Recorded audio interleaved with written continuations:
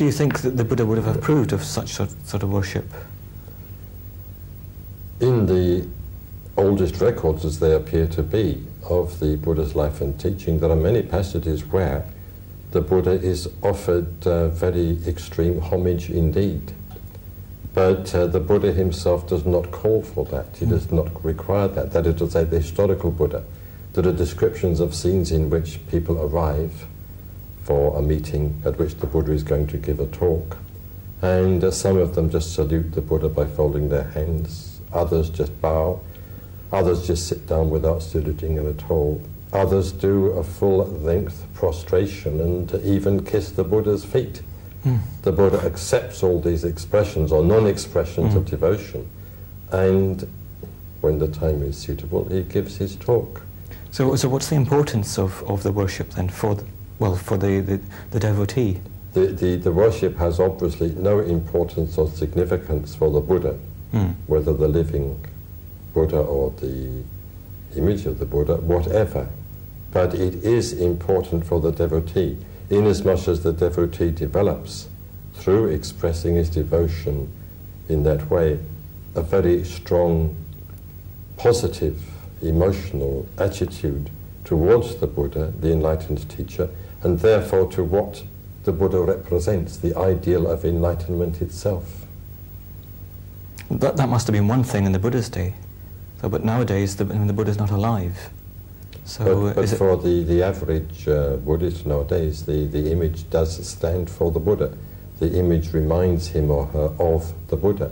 So worship, so to speak, offered to the image is offered to the Buddha, or to the image as representing the Buddha, or as reminding the devotee of the Buddha. I think even the most ignorant Buddhist in the East doesn't think that the image is the Buddha. The image represents something, it symbolizes something. Coming back to a moment on the subject of worship, or puja as it's called in Buddhism, I know that many people find themselves reacting when they either see or have to partake in such a celebration. My own family themselves, when they saw myself making an offering to the Buddha, they were very, very upset by this. How can people get over this sort of reaction towards the worship of the Buddha? I think one has first of all to try to understand what it is that they're reacting against.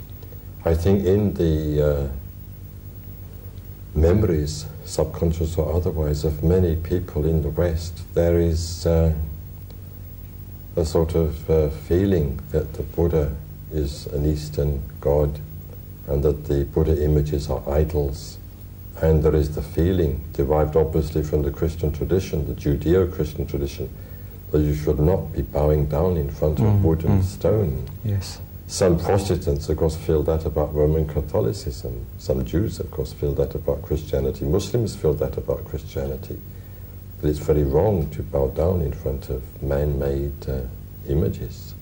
So something of that mentality, I think, is left over in many people. And they therefore feel, in some part of themselves, at a certain level, that in bowing down to an image of the Buddha, you're breaking a commandment. Yes. I think a lot of it is to do with that. I think in the case of other people, it very often happens that they have a sort of pseudo-egalitarian attitude, that one shouldn't be bowing down to anything. You're as good as the next man. You're as good as the Buddha. Who was the Buddha after all? He was only a man. So why should you bow down to him? Why should you bow down to anybody? Why should you look up to anybody? Right. Why should you have any feelings of reverence or devotion at all? That sort of attitude, I think, is unfortunately quite widespread.